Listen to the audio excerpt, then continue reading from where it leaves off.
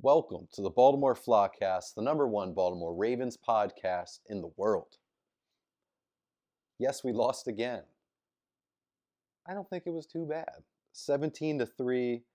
It's never a good feeling to lose 17-3. But let's be honest, we all thought it was going to be worse. I personally thought we were going to lose by at least 30 points. I take it as a small win. I know it sounds like a loser mentality thing here, but we'll talk about it more later.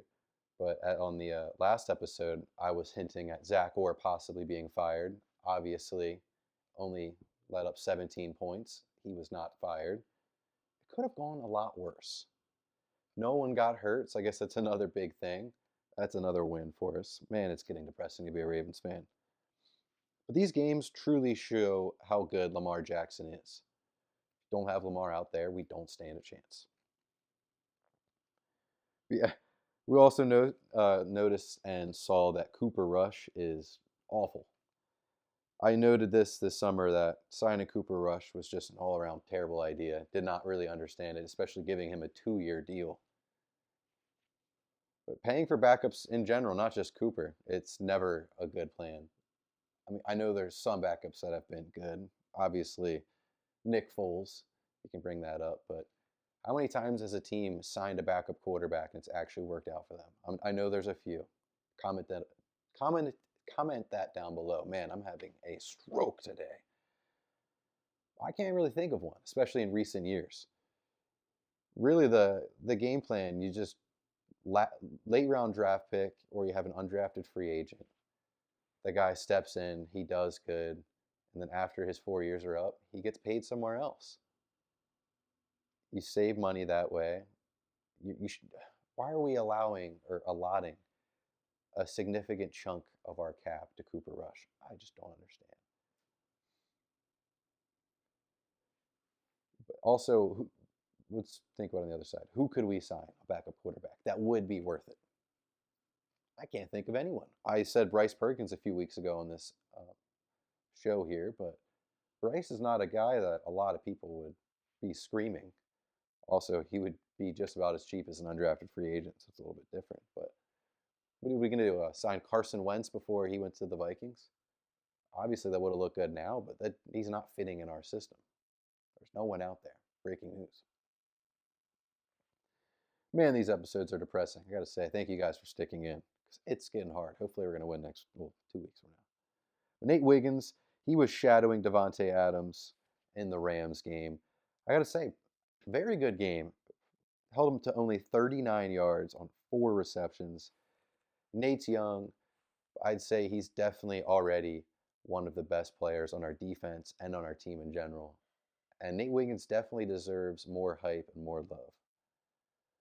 Especially with Marlon Humphrey becoming a villain on this Ravens team to most Ravens fans. I got to say, being a Marlon Humphrey fan is getting really hard. Love Marlon Humphrey at Alabama. Love him now. Well, maybe not anymore.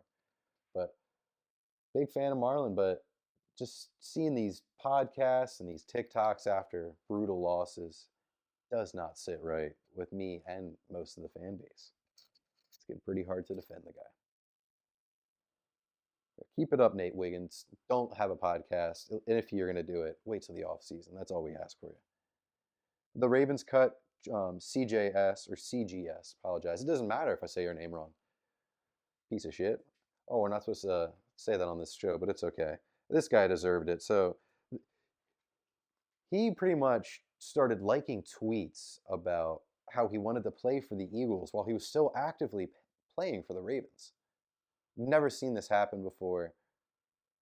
He's a practice squad player too. I know he was a first-round pick at one point in his life, but this dude's a practice squad player, and he's trying to pick and choose what team to play for. You're lucky you're even on a team. You're not good at what you do. But yeah, he was liking tweets about going to playing for Philly. So after that, the Ravens immediately posted that it was a mutual decision to let him go. So he was upset because he thought he'd be playing this weekend, but we got Alohi Gilman. And I don't know if he hasn't figured this out, but our defense has been made out of paper mache this year. So probably would have been a good idea to hang around because I'm sure he'd be playing pretty soon. But do what you want to do, Chauncey Gardner. Also, I don't think the Eagles even signed him, which is even better. I'm pretty sure he's just unemployed. So, hate to advocate and hope that someone stays unemployed, but Chauncey, I hope you never get a job again in the NFL because that is just weird behavior. It is an honor to play in the NFL, and you're a bum. All right. Don't usually do that, but that felt good. Back to bad news. Tavius Robinson, he broke his foot. Shocker. Oh, yeah. Didn't I just say there was no injuries in our past game against the Rams? Well, I lied. He broke his foot. He's going to be out 6 to 8 weeks. So I guess you could just chalk it up. Rest of the regular season, not looking good. Don't you love the football gods too? 'Cause you get an injury or you get a bunch of injuries. You would like to think it's spread all around, of course, different positions. But no, of course, most of them are just destroying our defensive line. It's beautiful. Or just defense in general. But good injury news. Lamar, Roquan, and Chidobe should all be back for the Bears game. I'm saying should be. I'm going to go out on a limb here. I know it's Wednesday. Let's give you an actual date of when we're recording this. It's Wednesday, October 15th. I'm going to go out on a limb and say Lamar, Roquan, and Chidobe will all play against the Bears because we have the bye week, and then the next following Sunday we're playing our game here. But I'll be honest, Pat Ricard, I don't know. I don't really know what's going on. It's very confusing. It's been hush-hush all year. He's been out all season. I feel like if the team would have known this going into the year, they would have put him on IR because that's what you do. There's something really weird going on. And the fact that they're not putting out a lot of information kind of adds more to that. I wish I could tell you guys, but I genuinely have no clue. I hope he's back. I don't know what's going on.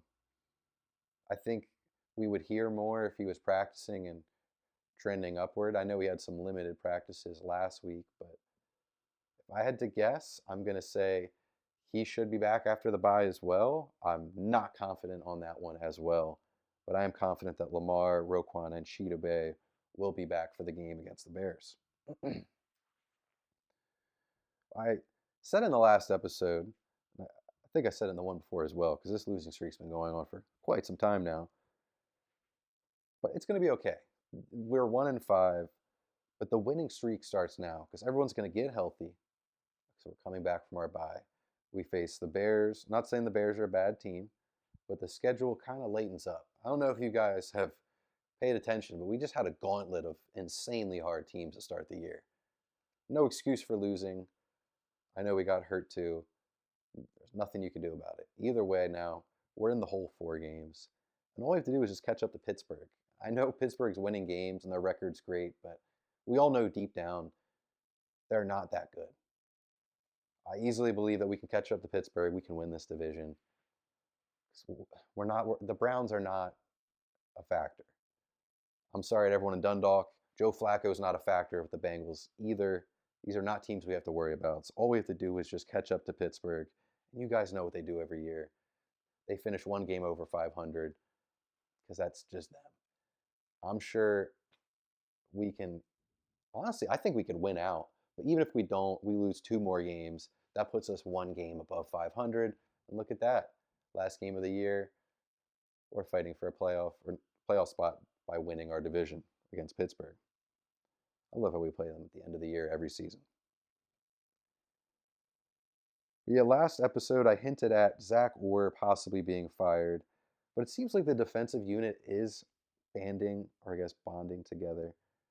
I see a lot of the coaches talking it more in press conferences, like Pagano and Dean Pease, and I feel bad for not knowing the other guys' names, but just like the small individual position coaches have really taken more of a presence in the media. You hear them chipping in more. Everyone's saying how they want to see Zach Orr succeed. And let's be honest, a very injured defense only giving up 17 points to a team that has the best receiver in football and some dogs with Stafford, Kyron. It's pretty solid. That team was very hurt too.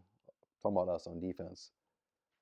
I think the ship is being turned around. I don't see Zach Orr getting fired. Everyone in the building wants him to stay.